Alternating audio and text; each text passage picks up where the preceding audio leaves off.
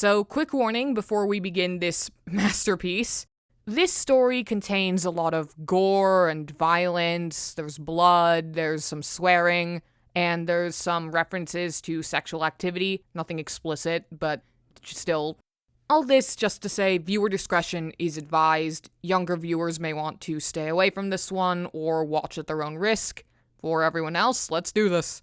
Regular Show. Everything Ends. It doesn't say who wrote it. I will put the link to the story in the description though, so you can read it yourself. Hello. I'd like to write this down in case anything should happen to me. It happened 2 years ago when me and my roommates watched a rather odd episode of Regular Show. It was a pretty normal night. It was April and pouring. I was channel surfing, Riku was studying, and Sora and Kairi were having some fun, if you know what I mean. For those who don't recognize those names, Sora, Riku, and Kairi are all characters from Kingdom Hearts. I noticed that Regular Show was about to come on. Since it was Monday, that meant a new episode. I called Sora and Kairi and they came into the living room. The show started. The title of the episode was Everything Ends. I thought it would be themed around Mordecai and Rigby accidentally causing the end of the world and having to reverse time. That is a plausible plot for a Regular Show episode, I'll give you that. But no, nothing ever happens our way. The episode started. Mordecai and Rigby were watching TV when an ad for a gun shop came on. The exact dialogue was this. Greg's Guns is now open. We got handguns, shotguns, snipers, even rocket launchers. Hunt for animals. Fire the starting gun. Kill your friends. Wait, forget that last part. Come on down to Greg's Guns. I cocked an eyebrow in confusion. Why would they put something like that in a TV PG show? I mean, The have pushed the envelope a number of times, but this is just too far. Kill your friends, eh? Well, Mordecai is in for quite a surprise. I can't do a Rigby impression. Judas Priest! What the fuck did Rigby just say? The screen faded out and came back at the gun shop. Inside, Rigby was talking to a rather obese blonde man who was supposedly Greg. Only problem, the scene was in Swedish. It didn't even sound like Rigby's Swedish voice actor. Luckily, being born in Stockholm, I understood Swedish fluently and translated the scene for my friends. What kind of gun do you want, son? I'll take an RPG-7. A rocket launcher. What are you gonna do with it? Help demolish that condemned apartment building in town? No, I'm going to kill my friend. Huh? You heard me. You said on the commercial. I made a mistake during the commercial, so if you want it for that, I'm not giving it to you. You made a mistake during the commercial and let it air anyway? Give me the fucking rocket launcher!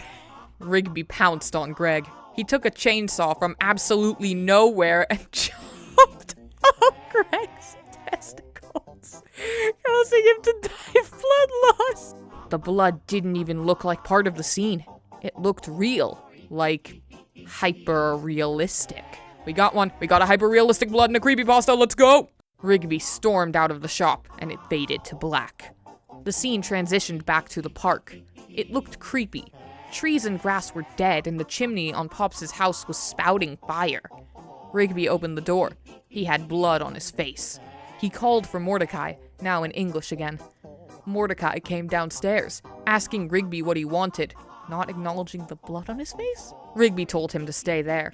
He ran outside and took out his rocket launcher.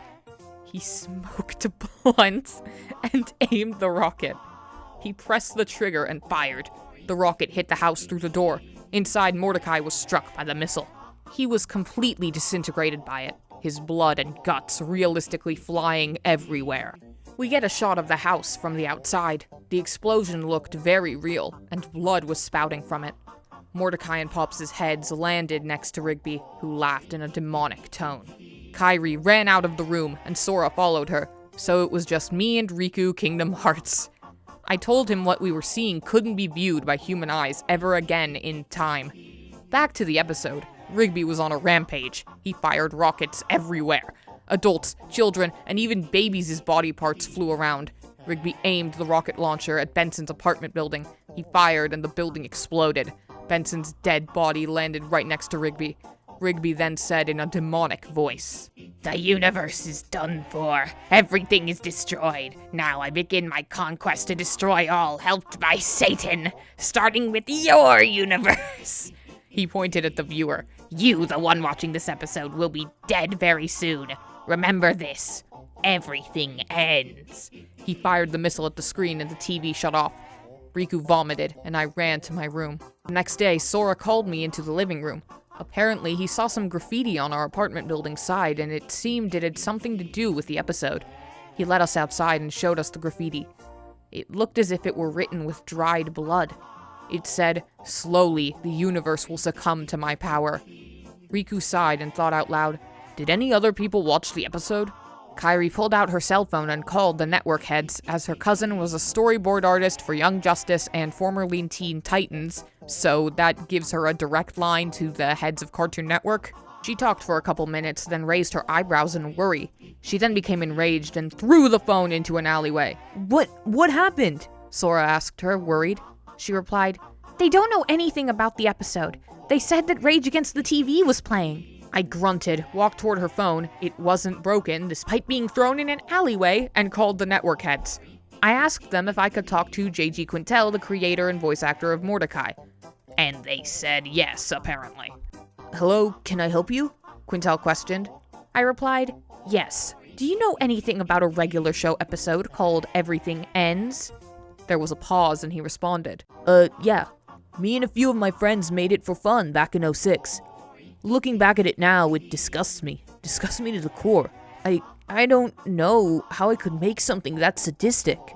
Okay, I'm no regular show expert, even though I like the show, but I'm pretty sure at most the characters that would have existed in 06 would have been Benson, Mordecai, and Pops because of those shorts he made before the show came out. So I don't think Rigby would have, existed yet. I nodded and asked, "Why did you make it? Did you have a reason?" He explained, "See, there was this guy. I won't tell you his name, but he destroyed an apartment building in my town. It was around this time I was making all the characters, and thought of Rigby as psychotic, sadistic.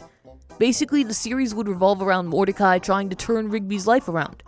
So, I hear about this on the news, and I think to myself, wow, that can be an episode." Who were the voice actors? Why was one scene in Swedish? Why is that what you're concerned about? The voice actors, my roommates. The one who played Rigby liked to be in charge of everything. Couldn't be commanded by someone. I looked at Sans. You may have recalled that earlier. Sans and Kairi were having sex before the episode started. I thought that was Sora. Sans was always dominant to Kairi. This is not relevant. JG continued. The one who played Greg was a Swedish exchange student. He also did the Swedish voices for Rigby and Greg. He was always afraid of the guy who played Rigby, thinking he'd kill him in his sleep or something. I looked at Kairi. As you may have guessed, she was submissive to Sora. Oh, so it's Sora again. What happened to Sans? Lastly, Mordecai was played by a guy who hated everything about society. Politics, religion, everything. Wait, doesn't J.G. Quintel voice Mordecai? Riku really fit the bill. Also, I hated society as well. It's the Joker. I spoke up. Sounds a lot like me and my friends. There was no answer. Quintel? Quintel? It wasn't like he hung up. The phone was still talking. Then a chilling voice spoke. I got him, and now I'm coming to get you and your friends. I hung up and threw the phone into a dumpster, breaking it in half, even though it was thrown into an alley earlier and was just fine. I ran back over to the three. We need to leave, now.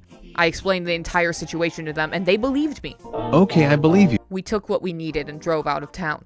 Even now, we just drive all around the country in a RV with our other friends.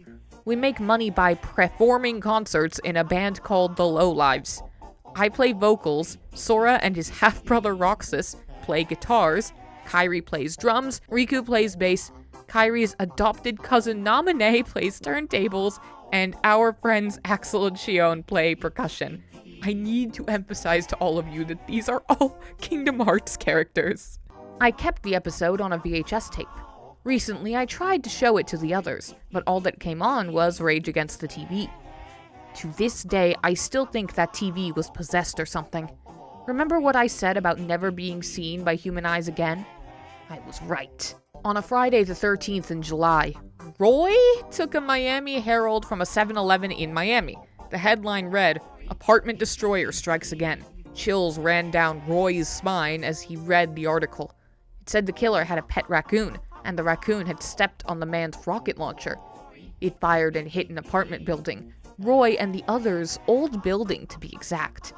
The man saw this and took pleasure in the screams of mothers, children, and animals alike. He then destroyed buildings all around the state, then the region. Now he destroys apartments over the whole East Coast. He hasn't been caught yet. I hear he kidnapped Riku and Shion about a month ago. After Riku telling him vital information about the episode, he let them go. He told me everything. I just hope Roy and his friends don't find out about our plan. What plan?